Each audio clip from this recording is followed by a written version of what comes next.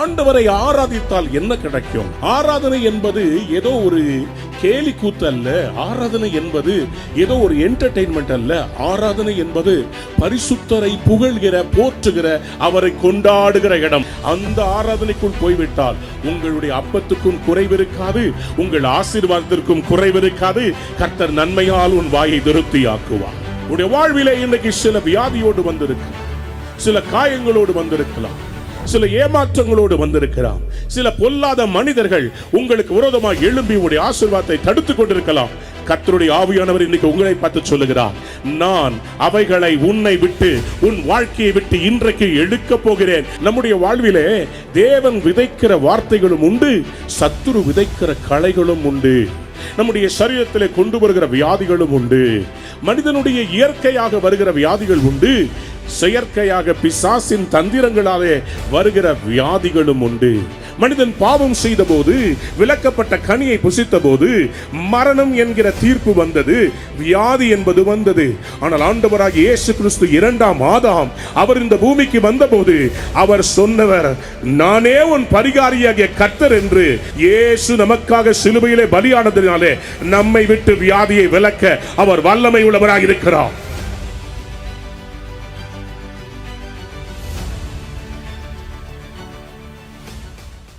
மறுபடியும் இந்த மாலை வேளையில கர்த்தர் கொடுத்த இந்த ஸ்லாக்கியத்துக்காக ஆண்டவருக்கு நன்றி செலுத்துகிறேன்.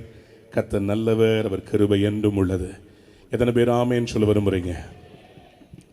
இரண்டாம் நாளுக்கு வந்திருக்கிற உங்கள் ஒவ்வொருவரையும் நான் வாழ்த்துகிறேன், ஆசீர்வதிக்கிறேன். ஆண்டவர் இந்த நாளிலே ஒரு தீர்க்க தரிசனமான வார்த்தையை ஆண்டவர் என்னுடைய உள்ளத்திலே போட்டார். நான் காலையிலிருந்து ஆண்டவருடைய சமூகத்திலே காத்திருந்தேன். அறைக்குள்ளே என்னை பூட்டிக் கொண்டேன், வெளியே வரவில்லை. அறைக்குள்ளேயே நான் கர்த்தருடைய சமூகத்திலே காத்திருந்தேன். ஆவியானவர் என் உள்ளத்திலே போட்ட அந்த வசனத்தை உங்கள் மத்தியிலே ரத்தின சுருக்கமாக நான் கொண்டு வர விரும்புகிறேன். முடிவிலே கர்த்தர் உங்கள் ஒவ்வொருவருக்கும் ஒரு அற்புதத்தை செய்வார் என்பதில் எனக்கு சந்தேகமே இல்லை. இன்றைக்கு செய்திக்கு ஆதாரமாக நாம் எல்லாரும் யாத்திராமத்தின் புஸ்தகம் 23ஆம் அதிகாரம் 25வது வசனத்திற்கு நம்முடைய தியானத்தை நாம் திருப்பிக் கொள்ளுவோம். நான் ஆண்டவருடைய நாமத்திலே சொல்லுகிறேன், இன்றைக்கு கர்த்தர் இந்த தீர்க்க தரிசன வார்த்தையை உங்கள் வாழ்விலே ஆண்டவர் நிறைவேற்றுவாராக. Exodus chapter 23 and verse 25. Worship the Lord your God. அப்பத்தையும் உன் தண்ணீரையும் ஆசீர்வதிப்பார். His blessing will be on your food and water. வியாதியை உன்னிலிருந்து விலக்குவேன். I will take away sickness from among you. யாராவது ஒரு ஆமென் சொல்றீங்களா? வேதம் சொல்லுகிறது, உன் தேவனாகிய கர்த்தரையே சேவிக்க கடவீர்கள். ஆண்டவரை ஆராதித்தால் என்ன கிடைக்கும்? சில பேருக்கு இன்னைக்கு ஆராதனையை மட்டுப்படுத்தி பேசுவது ரொம்ப சந்தோஷம். ஆண்டவர் ஜெபத்தையும் வைத்திருக்கிறார், ஆராதனையும் வைத்திருக்கிறார். இந்த பூமியில இருக்கும் வரையிலும் நமக்கு தேவை ஜெபம். பரலோகத்துக்கு போன பிறகும் நாம் செய்ய போகிறது ஆராதனை.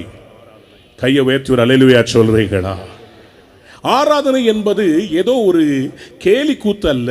ஆராதனை என்பது ஏதோ ஒரு என்டர்டெயின்மெண்ட் அல்ல. ஆராதனை என்பது பரிசுத்தரை புகழ்கிற, போற்றுகிற, அவரை கொண்டாடுகிற இடம். சொல்லுங்க அல்லேலூயா. Many people don't understand the potential of praise. ஆண்டவர் இந்த ஆராதனையை எதற்காக நமக்கு தந்திருக்கிறார்? ஆண்டவர் சொல்லுகிறாரு, உன் தேவனாகிய கர்த்தரை நீ ஆராதிக்கும் போது அவர் உன் அப்பத்தையும் தண்ணீரையும் அவர் ஆசீர்வதிப்பார். When you worship the Lord will bless the food and water. உங்களுக்கு தேவையான எல்லாவற்றையும் அவர் சந்திக்கிறவராக இருக்கிறார். ஆராதனையின் மூலமாக ஆசீர்வதிக்கப்பட்டவர்கள். ஜெபத்தை நான் மட்டுப்படுத்தவில்லை. ஜெபிக்காமல் நாம் ஒரு கிறிஸ்தவனும் வாழக்கூடாது. கர்த்தரிடத்தில் கேட்காமல் பெற்றுக்கொள்ள முடியாது. ஜெபத்தை கேட்கிறவர் என்று அவருக்கு பெயர். சங்கீதம் 65:2 சொல்கிறது, ஜெபத்தை கேட்கிறவரே மாம்சமான யாவரும் உம்மிடத்தில் வருவார்கள். ஆனா அதே சமயத்தில் ஆண்டவர் சொன்னாரு, உண்மையாய் அவரை ஆராதிக்கிறவர்களை பிதா தேடிக் கொண்டிருக்கிறார். கைகளை உயர்த்தி அல்லேலூயா சொல்றீங்களா? ஆவியோடும் உண்மையோடும் தம்மை ஆராதிக்கிறவர்கள் அவர் தேடிக்கொண்டிருக்கிறார். ஆகவேதான் ஆராதிக்கிற ஒரு மனிதனுக்கு வேதாகமத்தில் நடு மையப்பகுதியிலே சங்கீத புஸ்தகத்தை கொடுத்து அவருடைய ஆராதனையின் அனுபவங்களின் மூலமாக அநேகரை இன்று வரை ஆசீர்வதித்துக் கொண்டு வருகிறார். அன்பு தேவ பிள்ளைகளே, இன்றைக்கு நாம் இவ்வளவு நேரம் கர்த்தரை ஆராதித்தது எதற்கு தெரியுமா? கர்த்தருடைய ஆசீர்வாதம் உங்கள் மேல் வரும்படியாக. யாராவது ஒரு அல்லேலூயா சொல்றீங்களா? பக்கத்தில் திரும்பி பார்த்து சொல்லுங்க, கர்த்தரை ஆராதியுங்கள். அநேகம் பேருக்கு நல்லா ஜெபிக்க வரும், ஆனா ஆராதிக்க வராது. ஆராதனை என்பது ஆண்டவரை மகிமைப்படுத்துவது, அவர் செய்த நன்மைக்காக அவருக்கு நன்றி செலுத்துவதற்கு பெயர் துதி. அவர் யாராய் இருக்கிறாரோ அதற்காக அவரிடத்தில் அன்பு செலுத்துவதற்கு பெயர் ஆராதனை. ஆராதனை என்பது பாடல் அல்ல. ஆராதனை என்பது ஆத்மார்த்தமாய் ஆண்டவரோடு கனெக்ட் பண்ணுகிற ஒரு நேரம். ஆண்டவரோடு கூட அவர் உருவாக்கின ஆத்துமா அவருடைய ஆத்துமாவோடு ஒன்றரை கலக்கிற நேரம் தான் ஆராதனை. அந்த ஆராதனைக்குள் போய்விட்டால் உங்களுடைய அப்பத்துக்கும் குறைவிருக்காது, உங்கள் ஆசீர்வாதத்திற்கும் குறைவிருக்காது. கர்த்தர் நன்மையால் உன் வாயை திருப்தியாக்குவார். அவர் இஸ்ரவேலின் துதிகளுக்குள் வாசம் பண்ணுகிற தேவனாகிய கர்த்தர். ஆனால் இதையெல்லாம் செய்யும் போது ஆண்டவர் சொல்கிறார், நீ என்னை ஆராதிக்கும் போது அப்பத்தையும் தண்ணீரையும் மாத்திரமல்ல, நான் வேறு ஒரு காரியத்தை செய்ய போகிறேன். வியாதியை உன்னை விட்டு நான் விலக்க போகிறேன். யாராவது ஒரு அல்லேலூயா சொல்றீங்களா? என் செய்தியின் தலைப்பு வியாதியை உன்னை விட்டு விலக்குகிற தேவன். The Lord who plucks the disease out of you. உடைய வாழ்விலே இன்றைக்கு சில வியாதியோடு வந்திருக்கிறார், சில காயங்களோடு வந்திருக்கலாம், சில ஏமாற்றங்களோடு வந்திருக்கலாம், சில பொல்லாத மனிதர்கள் உங்களுக்கு விரோதமாக எழும்பி உங்களுடைய ஆசீர்வாதத்தை தடுத்துக் கொண்டிருக்கலாம். கர்த்தருடைய ஆவியானவர் இன்னைக்கு உங்களை பார்த்து சொல்லுகிறார், நான் அவைகளை உன்னை விட்டு உன் வாழ்க்கையை விட்டு இன்றைக்கு எடுக்க போகிறேன். அதை நான் விலக்க போகிறேன். நான் இருந்த கையை தட்டி வாயை திறந்து ஒரு பெரிய ஆமேன் சொல்லி இருப்பேன். கைகளை தட்டிக்கிட்டே சொல்லுங்க, ஆமேன் ஆமேன். இன்று கண்ட எகிப்தியனை இனி நீ காண்பதில்லை என்று கர்த்தர் சொல்லுகிறார். வியாதியை உன்னை விட்டு விலக்குவேன். அன்பார்ந்த பிள்ளைகளே, இந்த பகுதியை நான் மூல பாஷையில் எடுத்து பார்க்கும்போது வியாதியை அதட்டுவேன்னு போடல, எடுப்பேன்னு போடல, அதை உன்னை விட்டு நான் பிடுங்குவேன். I will pluck out the disease. அப்படி என்றால் என்ன அர்த்தம்? உங்க வாழ்வில் அது கேன்சராக இருந்தாலும் சரி, அது எப்படிப்பட்ட வேதனையாக இருந்தாலும் சரி, உங்க வாழ்க்கையில உங்க சரீரத்தில் எந்த பகுதி உங்களை வேதனைப்படுத்துகிறதோ கர்த்தர் அதை இன்றைக்கு பிடுங்கி எடுக்க போகிறார். கைகளை உயர்த்தி ஒரு அல்லேலூயா சொல்றீங்களா? பிரசங்கியின் புஸ்தகம் 3ஆம் அதிகாரத்திலே 2ஆம் வசனத்தை வாசித்து பார்க்கும்போது, பிரசங்கி 3:2, a time to be born, a time to die, a time to plant and a time to pluck what is planted. நம்முடைய வாழ்விலே தேவன் விதைக்கிற வார்த்தைகளும் உண்டு, சத்துரு விதைக்கிற களைகளும் உண்டு. நம்முடைய சரீரத்திலே கொண்டு வருகிற வியாதிகளும் உண்டு. மனிதனுடைய இயற்கையாக வருகிற வியாதிகள் உண்டு, செயற்கையாக பிசாசின் தந்திரங்களாலே வருகிற வியாதிகளும் உண்டு. மனிதன் பாவம் செய்த போது, விலக்கப்பட்ட கனியை புசித்த போது மரணம் என்கிற தீர்ப்பு வந்தது, வியாதி என்பது வந்தது. ஆனால் ஆண்டவராகிய இயேசு கிறிஸ்து 2ஆம் ஆதாம் அவர் இந்த பூமிக்கு வந்தபோது அவர் சொன்னவர், நானே உன் பரிகாரியாகிய கர்த்தர் என்று. யாத்திராகமம் 15ஆம் அதிகாரம் 26 எழுதப்பட்டபடி இயேசு நமக்காக சிலுவையிலே பலியானதினாலே நம்மை விட்டு வியாதியை விலக்க அவர் வல்லமை உள்ளவராக இருக்கிறார். யாராவது வைராக்கியமா ஒரு ஆமென் சொல்லுங்க. கைகளை உயர்த்தி சொல்லுங்க, இயேசுவின் நாமத்தில் வியாதிகள் விலகுவதாக. அதனால்தான் ஆண்டவர் சொன்னார், என் நாமத்தினாலே பிசாசுகளை துரத்துவீர்கள், வியாதியஸ்தர்கள் மேல் கைகளை வைப்பீர்கள், அப்பொழுது சொஸ்தமாவார்கள். மார்க்கு 16ஆம் அதிகாரம் 17, 18 ஆண்டவர் அப்படியாக சொல்லி வைத்திருக்கிறார். அன்பார்ந்த பிள்ளைகளே, இன்றைக்கு ஆண்டவர் நம்முடைய வாழ்க்கையிலே பிசாசு கொண்டு வந்த அந்த வியாதியை இன்னைக்கு ஆண்டவர் சொன்னாரு, சில சரீரத்தில் சில பலவீனங்கள், இரத்த சம்பந்தப்பட்ட சில வியாதிகளை கர்த்தர் சுகமாக்க போகிறார். யாராவது ஒரு அல்லேலூயா சொல்றீங்களா? உங்க ரத்தத்தில் சுகர் ஜாஸ்தியா இருக்குதோ, அல்ல கிரியாட்டின் லெவல் ஜாஸ்தியா இருக்குதோ, அல்லது பொட்டாசியம் ஜாஸ்தியா இருக்குதோ, சோடியம் ஜாஸ்தியா இருக்குதோ, எது அதிகமா இருக்குதோ எனக்கு தெரியல, ரத்த சம்பந்தப்பட்ட வியாதிகளை கர்த்தர் இன்றைக்கு சுகமாக்க போகிறார். அது லுக்கோமியாவா இருந்தாலும் சரி, அது என்ன வைரல் இன்ஃபெக்ஷனா இருந்தாலும் சரி, உங்களுடைய சரீரத்தில் இருக்கிற அந்த இரத்தத்தை அவருடைய இரத்தத்தால பரிசுத்தமாக்க போகிறார். சில சகோதரிகளுக்கு அவருடைய வயிற்று பகுதியில் இருக்கிற அவர்களுடைய உதிரப்போக்கு, அந்த இரத்த சம்பந்தப்பட்ட காரியம், விசேஷமாக பாலிசிஸ்டிக் ஓவராய்டு, அதாவது கர்ப்பப்பையில் இருக்கிற கட்டிகளை ஆண்டவர் இன்றைக்கு பிடுங்கி போட போகிறார்.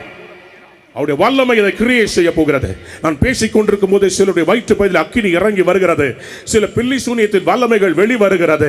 இயேசுவின் நாமத்தினாலே எல்லா மந்திர கட்டுகளும், இயேசு கிறிஸ்துவின் வல்லமையுள்ள நாமத்தினாலே எல்லா விதமான பில்லி சூனியத்தின் கிரியைகளும் இப்பொழுது எரிவதாக, எரிந்து சாம்பலாவதாக. அப்படிப்பட்ட எல்லா கிரியைகளும் வெளியே வந்து விழுவதாக.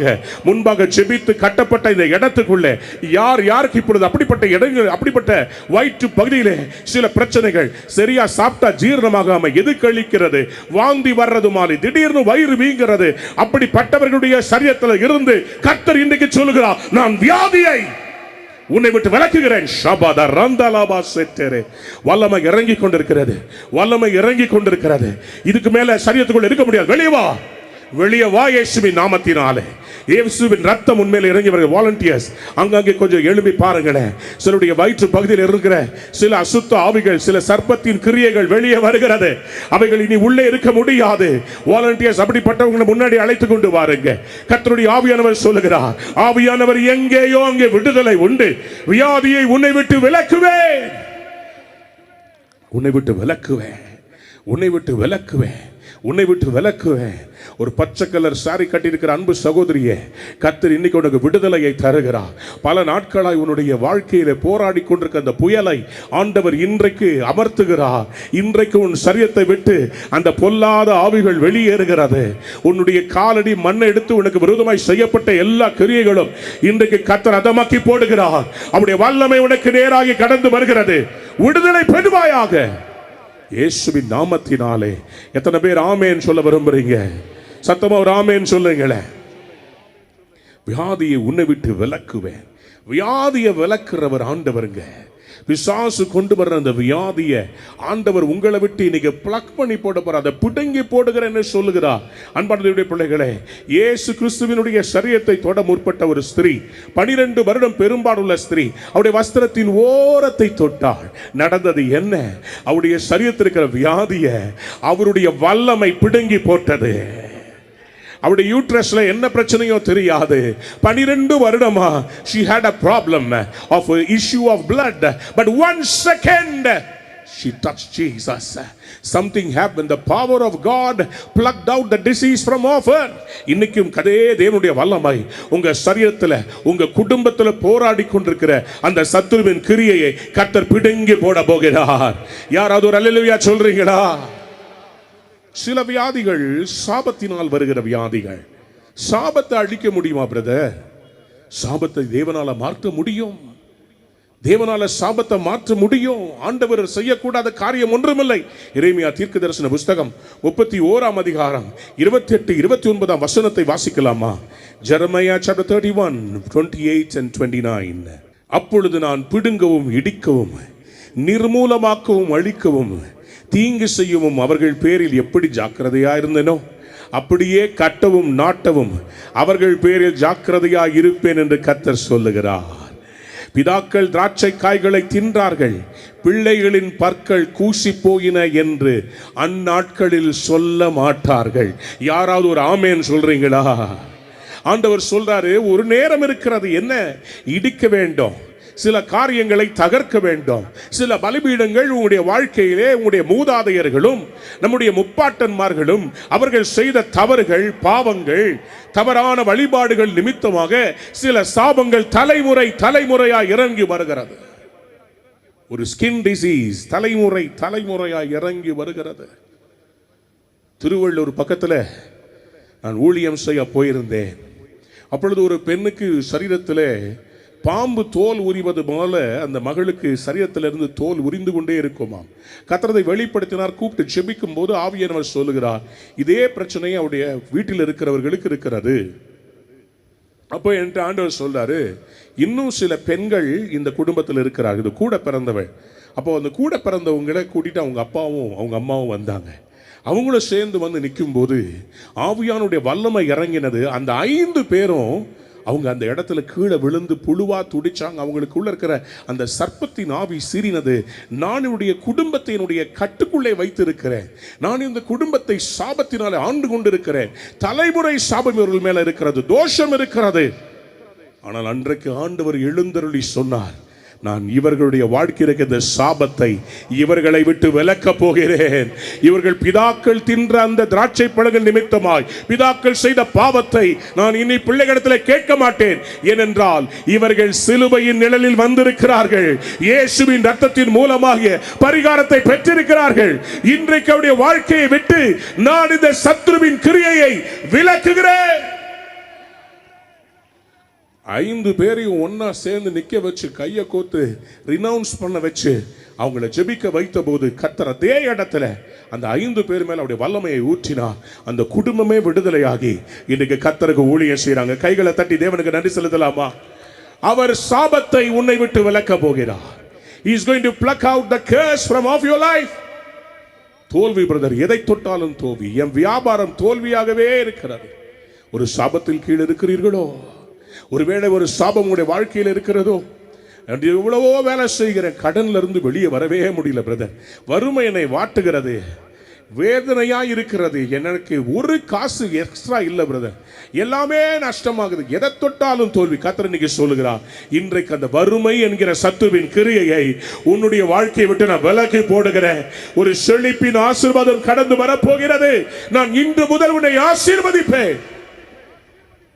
விசுவாசிக்கிறவங்க மட்டும் சத்தமா ஒரு ஆமென் சொல்லுங்களேன். சத்தமா ஆமென் சொல்லுங்களேன். ஹல்லேலூயா. விலக்குவாராமே. அவர் விலக்க வேண்டுமானால் அதற்கு பரிகாரம் என்ன? How can God pluck out? How will he pluck out? அது எப்படி அவர் பிடுங்கி எடுப்பார்? மோசேவும் இஸ்ரவேல் ஜனங்களும் வனாந்திரத்திலே அவர்கள் எகிப்திலிருந்து புறப்பட்ட பின்பு அவர்கள் வனாந்திரத்திலே நடந்து வருகிறார்கள். 3 நாட்களாய் தண்ணீர் இல்லை. அவர்கள் கடந்து வந்த ஒரு இடம், ஒரு தண்ணீர் துறவு தெரிகிறது. அந்த தண்ணீர் நிலையை பார்த்த உடனே அவர்களுக்குள்ளே மனசுக்குள்ள சந்தோஷம். இந்த தண்ணீரை குடித்து தங்களுடைய தாகத்தை ஆற்றிக்கொள்ளலாம் என்று சொல்லி அவர்கள் நம்பி வந்து அந்த தண்ணீரை எடுத்து குடித்தால் அந்த தண்ணீரில் கசப்பு கலந்திருக்கிறது.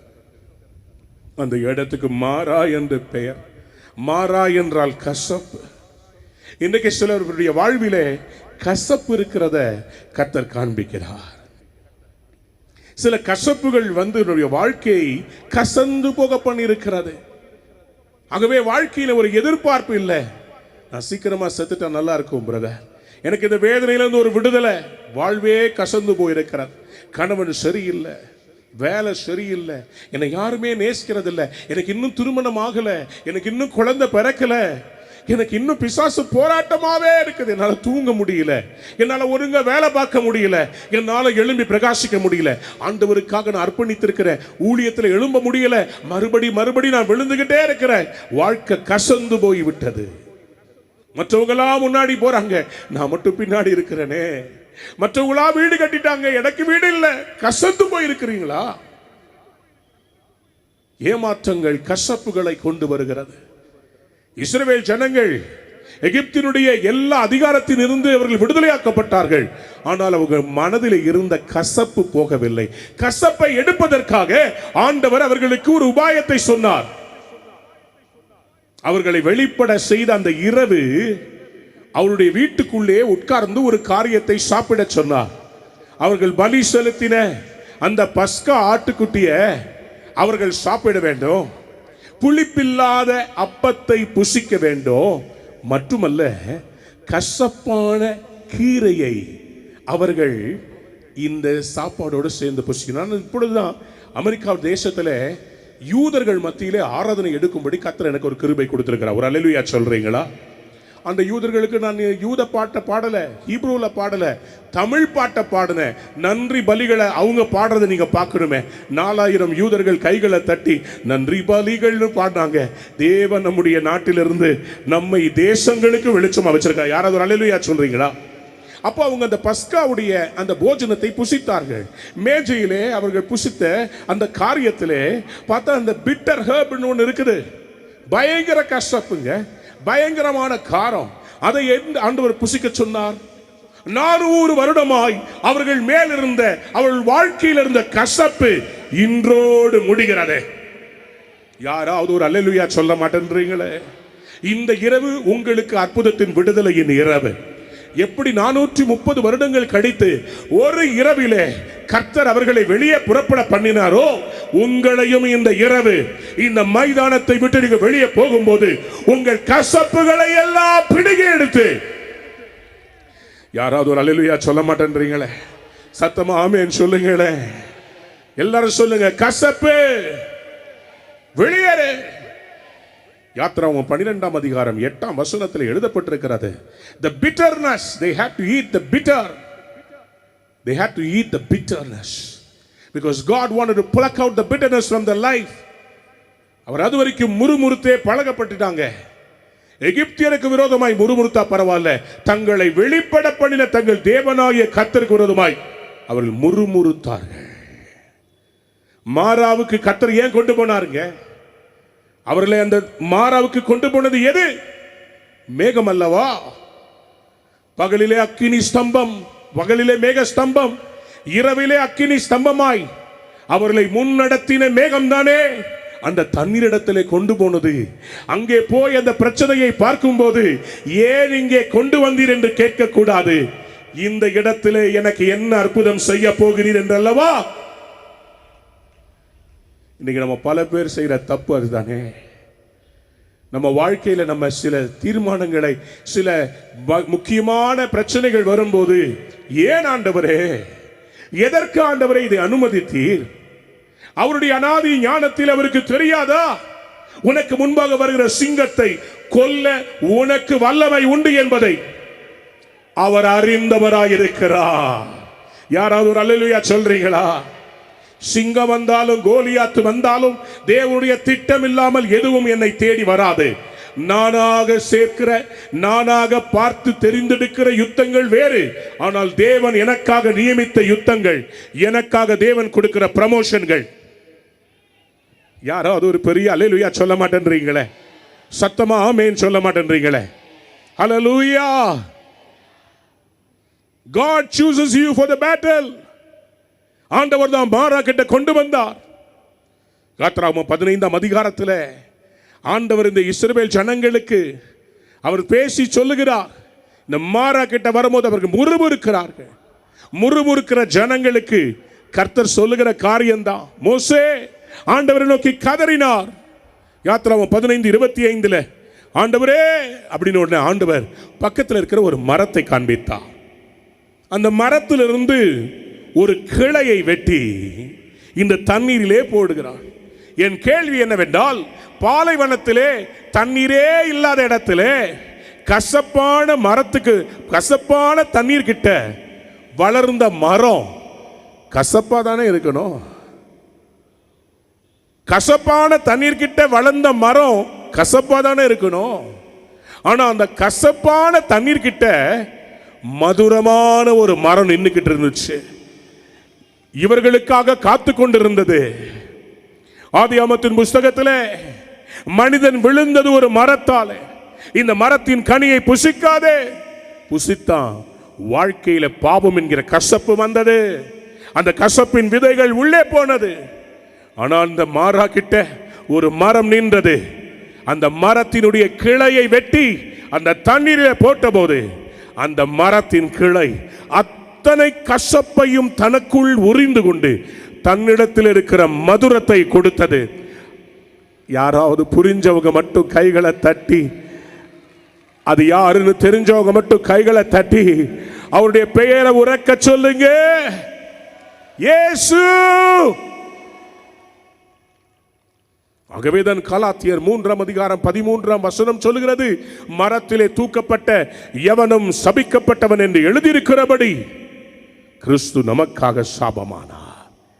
அந்த மரத்திலே அவர் தொங்கினார். நம்முடைய கசப்பை எல்லாம் காடியிலே வாங்கி உரிந்து விட்டு அவர் சொன்னார், எல்லாம் முடிந்தது, இட்ஸ் ஓவர். இந்த இரவு உங்களை விட்டு கசப்பை எடுத்து போட விரும்புகிறார். யாராவது ஒரு அல்லேலூயா சொல்றீங்களா? கசப்பான இருதயம் கர்த்தரை ஆராதிக்க முடியாது. கசப்பான இருதயம் தேவனிடத்தில் ஜெபிக்க முடியாது. கசப்பான இருதயத்திலிருந்து ஆராதனை வராது. துதித்தலும் சபித்தலும் ஒரே ஊற்றிலிருந்து வராது. இன்னைக்கு கர்த்தர் நம்முடைய ஆராதனையை மாற்ற விரும்புகிறார். கர்த்தர் நம்முடைய ஜெபத்தை மாற்ற விரும்புகிறார். கர்த்தர் நம்முடைய இருதயத்தை மாற்ற விரும்புகிறார். உங்க பிரச்சனையை பார்த்தா கர்த்தர் இன்னைக்கு துதிக்க சொல்லுகிறார். உங்க அப்பத்தையும் தண்ணீரையும் அவர் ஆசீர்வதித்து மாறாவை மதுரமாய் மாற்ற போகிறார். நகோமி சொன்னாள், என்னை மாறா என்று அழையுங்கள். அவளுக்கு தெரியவில்லை, அவள் வாழ்விலே ஏற்பட்ட எல்லாமே சரித்திரம் படைப்பதற்காக. சில காரியங்களை நீ இழந்ததுக்கு காரணம் கர்த்தர் உங்களை சரித்திரத்திலே அவர் பெயர் எழுத போறார். எனக்கு ஏன் தெரியுமா இந்த இயேசுவின் அன்பர் ஊழியம் அதிகமாக பிடிக்கும்? எத்தனை இழப்புகள் வந்தாலும் இன்னைக்கு வரைக்கும் சிங்கம் மாதிரி என் ஆண்டவருடைய ஊழியத்தை விடமாட்டேன்னு இந்த ஜவஹர் டேனியல், இந்த ஜவஹர் சாமுவேல் அண்ணன் அவர்கள் நிற்கிறத பார்க்கும்போது நமக்கெல்லாம் ஒரு வெறி வருகிறது. அத்தனை கசப்பையும் அவங்க வாழ்க்கையில் இருந்தாலும் மற்றவங்க வாழ்க்கையில் ஆசீர்வாதம் வரணும்னு இன்னை வரைக்கும் நிற்கிறாங்களே. அதனால்தான் ஊழியம் வல்லமையா தேசங்கள்ல அவங்க கையை நீட்டினாலே அற்புதங்கள் நடக்கிறது. இந்த இரவும் கர்த்தர் சொல்லுகிறார், கசப்பை எடுத்து போட்டு விடு. கசப்பை உன்னை விட்டு நான் பெருக்கி எடுத்து விடுகிறேன். கசப்பான யாதொரு வேறு உன்னுடைய இருதயத்தில் இருந்துச்சுன்னா கிருபை விட்டு போயிடுங்க. You will lose the grace of God. யார் வேணா உங்களை பத்தி என்ன வேணா சொல்லட்டும், யார் வேணா மீம்ஸ் போடட்டும், யார் வேணா ட்ரோல்ஸ் போடட்டும், நம்ம செய்ய வேண்டியதை நம்ம செஞ்சுக்கிட்டே இருக்கணும். கர்த்தர் துதிக்க துதிக்க துதிக்க நம்ம மேல கிருபையை பெருக பண்ணுவா. ஷிமேயி மன்னவாரி தூற்றுகிறான்.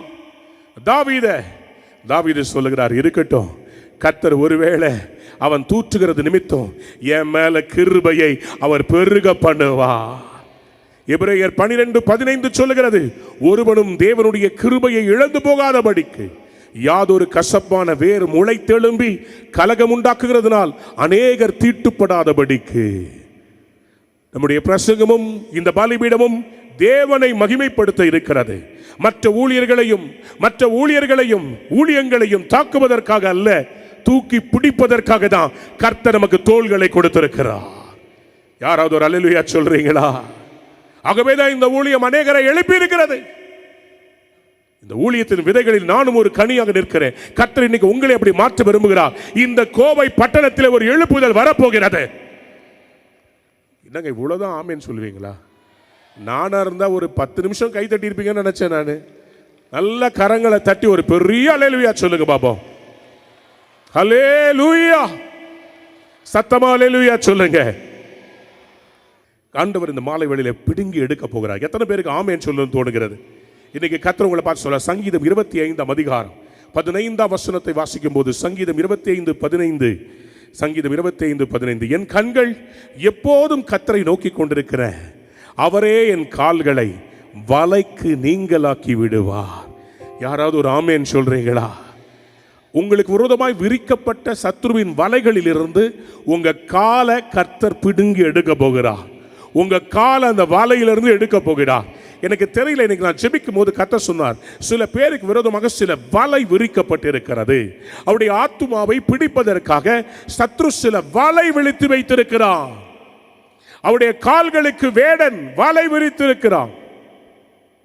புறாக்களை பிடிக்கணும்னா ஒரு வலையை விரிச்சிட்டு அதுக்கு மேல தீனியை போடுவாங்க. அந்த புறா அந்த தீனியை சாப்பிட்றதுக்காக வந்து நிற்கும். அதனுடைய கால்கள் அந்த வலைகளிலே சிக்கிக்கொள்ளும். அதை அப்படியே அள்ளி கொண்டு போய் விடுவான். அது மாதிரிதான் இன்னைக்கு சீக்கிரமா பணம் சம்பாதிச்சிடலாம். பல பினான்ஸ் கம்பெனி ஏமாத்திக்கிட்டு இருக்கிறாங்க.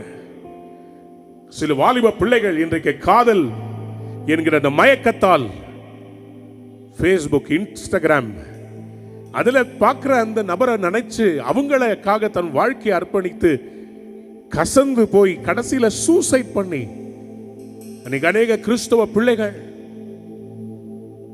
நான் தவறாக சொல்லவில்லை, எனக்கு நல்லா கவனிங்க, யூத் ஃபெலோஷிப்ல கேர்ஃபுல்லா இருக்கணும். பரிசுத்தம் அவசியம். மியூசிக் வாசிக்கும் போது, பாடும்போது பரிசுத்த அலங்காரத்துடனே அவரை தொழுது கொள்ளுங்கள் என்று வேதம் சொல்லுகிறது. அப்புறம் பிரேக் ஆகும்போது என்ன ஆகும்னா அந்த கசப்பு வந்துடும். வாழ்க்கையில ஏமாற்றங்கள் கசப்பை கொண்டு ஒரு ஜி மேஜர். ஆண்டவர் இன்னைக்கு அந்த கசப்பை எடுத்து போட போகிறார். இன்னைக்கு அவருடைய வல்லமை இறங்கி வரப்போ எத்தனை பேர் ஆமேன்னு சொல்ல விரும்புறீங்களா? சங்கீதம் கொஞ்சம் சாஃப்டா, சங்கீதம் 91:3 சொல்லுகிறது, surely he will save you from the fowler's snare. அவருடைய வேடனுடைய கண்ணிக்கு தப்புவிப்பார். பாழாக்கும் கொள்ளை நோக்கி தப்புவிப்பார். கசப்ப அவர் பிடுங்கி எடுக்கிறார். ஆண்டவர் சொல்றாரு, நான் ஒரு சீசன் இருந்துச்சு, நான் உன்னை சில இடங்களில் இருந்து பிரித்து எடுத்தேன். நான் உன்னை அந்த இடத்துல இருந்து பிடுங்கி எடுத்தது நான் தான். நான் வேற ஒரு இடத்துல உன்னை நாட்ட போகிறேன், மேன்மையான இடத்துல உன்னை நாட்ட போகிறேன். எத்தனை பேர் ஆமென் சொல்ல விரும்புறீங்க? உங்களுக்கு விரோதமாய் உருவாக்கப்பட்ட எல்லா மாந்திரங்களும் தந்திரங்களும் இந்த இரவு கர்த்தர் பிடுங்கி எடுக்க போகிறார். இருக்க இடத்துல எழும்பி நில்லுங்க. யோவான் எழுதின சுவிசேஷம் 10ஆம் அதிகாரம் 28ஆம் வசனத்திலிருந்து 30ஆம் வசனம் முடிய. யோவான் 10ஆம் அதிகாரம் 28ஆம் வசனத்திலிருந்து, நான் அவைகளுக்கு நித்திய ஜீவனை கொடுக்கிறேன், அவைகள் ஒரு காலும் கெட்டு போவதில்லை, ஒருவனும் அவைகளை என் கையிலிருந்து பறித்துக் கொள்வதில்லை. உங்களை உள்ளங்கையிலே பதித்து வைத்திருக்கிறார், பொறித்து வைத்திருக்கிறார். He has engraven you in the palm of his hand. இன்னைக்கு அவர் உங்களை பார்த்து சொல்றார், வியாதியை உன்னை விட்டு விலக்குவேன். உனக்கு விரோதமாய் எழும்பின சத்துருக்களை உன்னை விட்டு விலக்க போகிறேன். உனக்கு விரோதமாய் வந்த சாபத்தை உன்னை விட்டு விலக்க போகிறேன். எனக்கு இந்த இரவு ஒரு அற்புதம் வேணும். எனக்கு இந்த இரவு ஒரு அற்புதம் வேணும். வயிற்றுல பிரச்சனையோட, அந்த பிரச்சனையோட இருக்கிறவங்க, நைட்ல தூங்க முடியறதில்ல, பாம்பு கனவா வருகிறது அப்படின்றவங்க, சரியான ஜீரணம் இல்லை, உதிரப்போக்கு இருக்கிறது அப்படின்றவங்க, கனவு நைட்ல தூக்கமே இல்லை பிரதர், கையை உயர்த்தி காமிங்க. உங்களுக்காக நான் ஜெபிக்க விரும்புகிறேன். நல்லா கையை உயர்த்துங்க, கையை உயர்த்துங்க, கையை உயர்த்துங்க. ஆமா, லைட்ஸ் அவங்க மேல போடுங்க. கையை உயர்த்தினவங்க ஒரு நிமிஷம் முன்னாடி வர முடியுமா? முன்னாடி வாங்க, சீக்கிரமா வாங்க, சீக்கிரமா வாங்க. இந்த கிரீன் மேட் கிட்ட வாங்க. உங்களுக்காக நான் ஜெபிக்க விரும்புகிறேன். ஆண்டவர் இன்னைக்கு உங்களுக்கு வியாதியை உங்களை விட்டு விலக்குவேன்னு சொல்றார். சீக்கிரம் முன்னாடி வாங்க, வாங்க, சீக்கிரமா வாங்க. உங்களுக்காக இதை ஜெபிப்பதற்காக நான் செய்தியை சுருக்கமாய் முடித்ததுக்கு காரணம், ஆவியானவர் கிரியை செய்ய நான் இடம் கொடுக்க விரும்புகிறேன். ஆண்டவர் சொல்றாரு, தற்கொலை எண்ணத்தோடு இருக்கிற சில பேருக்கு அந்த எண்ணத்தை ஆண்டவர் இன்னைக்கு பிடுங்கி எடுக்க போகிறார். ஆண்டவர் சொல்றார், நான் சாகாமல் பிழைத்திருந்து கர்த்தருடைய செய்கைகளை விவரிப்பேன் என்று சொல்லு. நான் உனக்கு முழு வாழ்க்கையை தரப்போறேன். I will give you a full lifespan. I will give you a full lifespan. வியாதியை உன்னை விட்டு விலக்க விரும்புகிறார். சீக்கிரமா ஓடிவாங்க. கர்த்தர் எனக்கு இன்னைக்கு சுகம் தரணும். இன்னைக்கு சில பொல்லாத மந்திர கட்டுகள் என்னுடைய குடும்பத்தில் இருக்கிறது. வியாதி என்னுடைய வாழ்க்கையில் ஒரு அற்புதம் வேணும்னு சொல்றவங்க சீக்கிரம் முன்னாடி வாங்க. என் பிள்ளை பரிசுத்த கொலைச்சலோடு இருக்குது, என்னை மதிக்கிறது இல்லை. என் பிள்ளைய சில நேரத்தில் நான் கோபப்பட்டு சபிச்சிடுறேன். ஆண்டவரே என் பிள்ளைய மாத்துங்க சொல்றவங்க முன்னாடி வாங்க. உங்களுக்காக நான் ஜெபிக்க விரும்புறேன். உங்க பிள்ளைகளை கர்த்தர் நற்கனி உள்ள ஒலிவ மரங்களாய் மாற்றப் போகிறார். உன் பிள்ளைகள் உன் பந்தியை சுற்றிலும் ஒலிவ மர கன்றுகளாய் மாறுவார்கள். உங்க வாழ்க்கையில் இருக்க கசப்ப ஆண்டவர் பிடிந்து போடுவதற்காக தான் சிலுவையிலே இயேசு கசப்பான காடியை குடித்தார். அந்த கசப்பு உங்க வாழ்க்கையை விட்டு வெளியே வருகிறது. தொலைக்காட்சியின் மூலமாக, இன்டர்நெட் மூலமாக, யூடியூப் மூலமாக இந்த செய்தியை பார்த்து கொண்டிருக்கிற தேவ பிள்ளையே, ஆண்டவர் இன்றைக்கு உன் வாழ்வில் இருக்கிற கசப்பை அவர் எடுத்து போட விரும்புகிறார். ஆண்டவர் இன்றைக்கு உன் மாறாவை மதுரமாய் மாற்ற விரும்புகிறார். இன்றைக்கு ஆண்டவர்கிட்ட கேளு, என் வாழ்க்கையில இருக்க கசப்பை எடுத்து போடு. யாரையாவது மன்னிக்கணுமா? யார்ட்டையாவது ஒப்புரவாகணுமா? சீக்கிரம் ஒப்புரவாகுங்க. ஏன்னா அதுதான் பிசாசு உங்க சரீரத்துல ஒரு விதையா வச்சு சில வியாதிகளை வளர்த்துக்கிட்டு இருக்கிறான். அல்சரேட்டடா இருக்குதுல்ல, வயிறெல்லாம் புண்ணா இருக்கு, வாயெல்லாம் புண்ணா இருக்கு, வாயில உள்ள நிறைய கொப்பளம் இருக்குது. ஆண்டவர் இன்னைக்கு சுகமாக்கி கொண்டு இருக்கிறார். பைல்ஸ் ப்ராப்ளத்தோட கஷ்டப்பட்டு இருக்கிற தேவ பகலே பிள்ளையே, பைல்ஸ் ப்ராப்ளம் பயங்கரமா இருக்கு, கஷ்டப்படுறீங்க. ஃபிஷர்ஸ், பைல்ஸ், கர்த்தர் இப்ப சுகமாக்க போகிறார். வியாதியை உன்னை விட்டு விலக்குவேன் என்று சொன்னவர் இந்த இரவு வியாதியை உன்னை விட்டு விலக்கியே ஆவார். ஆண்டவருடைய கரம் அதை செய்து முடிக்க போகிறது. உள்ளத்தின் ஆழத்திலிருந்து ஆண்டவரை நோக்கி பார்த்து ஆராதித்து கேட்கலாமா? ஒருவரா பெரிய அதிசயம் செய்பவர் நீர்தானே ஏசையா. ஒருவரா பெரிய அதிசயம். கைகளை உயர்த்தி பாடுவோமா? செய்பவர் நீர்தானே ஏசையா. இந்த நாளில் செய்யுமே, இறங்கி வந்து செய்யுமே. இந்த நாளில் செய்யுமே, இறங்கி வந்து செய்யுமே. ஒரு அற்புதம் நாங்கள் காண செய்யுமே. ஒரு அற்புதம் நாங்கள் காண செய்யும். கைகளை உயர்த்தி பாடுவோமா? ஹல்லேலூயா, ஹல்லேலூயா. எல்லாரும் சேர்ந்து glory, glory. இயேசுவே, கசப்புகளை களைந்து போடுகிறவரே, எடுத்து போடுங்கப்பா. வியாதியை எடுத்து போடு. தழும்புகளா தழும்புகளா சுகமாக்குதே. எந்தவர் நீர்தானே ஏசையா. கோயம்புத்தூர் மாலைமலை. தழும்புகளா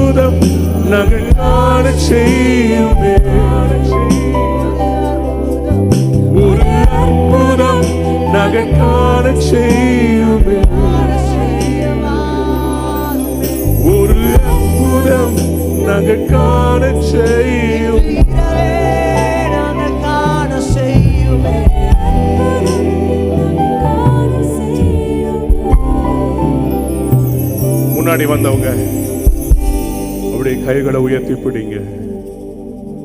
ஆண்டவர்கிட்ட கேட்குறீங்களா? போதும் ஆண்டவரே, எனக்கு இன்னைக்கு ஒரு விடுதலையை தாங்கப்பா. வியாதியை உன்னை விட்டு விலக்குவேன் இன்னைக்கு வாக்குத்தத்தம் பண்ணீங்களேப்பா. இந்த கோவை பெருந்த பெருவிழாவில் 2வது நாள்ல தாகத்தோடு நான் வந்திருக்கிறேன். ஆண்டவரே, இன்னைக்கு எனக்கு ஒரு விடுதலையை தாங்க. ஷகபா பாபா, நான் யாந்தார வாயை திறந்து கூப்பிடுங்க, சத்தமா கூப்பிடுங்க, சத்தமா கூப்பிடுங்க. உங்களுடைய நேரம் இது, உங்களுடைய நேரம். அவர் அற்புதம் செய்கிற நேரம். எஸ் எஸ் பிரதர், கர்த்தர் சொல்றாரு, அந்த துன்மார்க்கனை நீ பார்க்க மாட்ட. அந்த துன்மார்க்கன் இனி உன் வழியாய் வருவதில்லை. நான் அவனை உன்னை விட்டு விலக்கி போட்டேன். இனி நீ வெட்கப்பட்டு தலை கொண்டு நிற்பதில்லை. உனக்கு விரோதமாய் ஒரு வழியாய் வந்த சத்துரு 7 வழியாக ஓடி போகிறான்.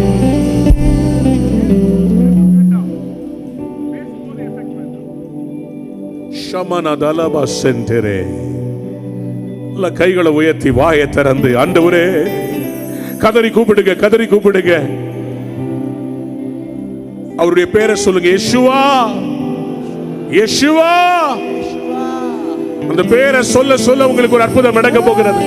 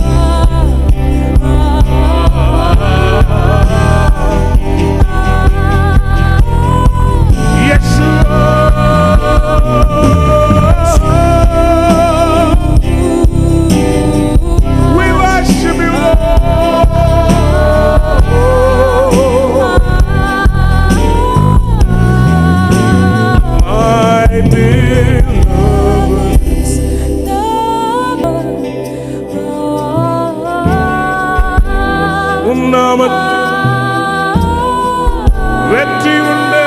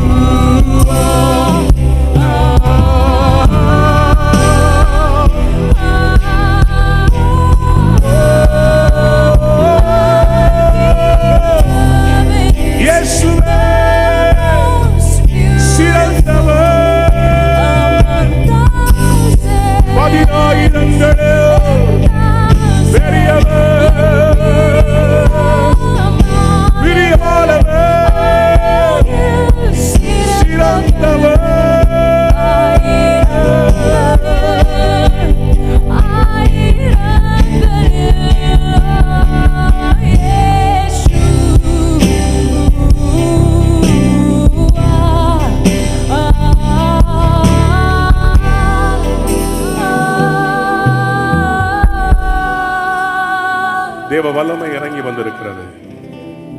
உங்களுடைய வலது கரத்தை எடுத்து உங்களுடைய தலை மேல அப்படியே வைங்க. கர்த்தருடைய கரம் உங்க மேல இப்ப இறங்கி வந்திருக்கிறது. Lord, send your fire, break every chain, break every chain.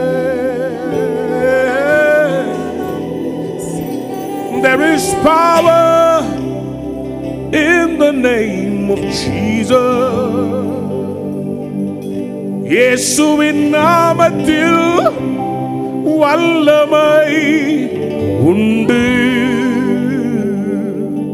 கட்டுகளை உடைக்கும், கட்டுகளை கட்டுகளை உடைக்கும், கட்டுகளை கட்டுகளை உடைக்கும், கட்டுகளை உடைக்கும்.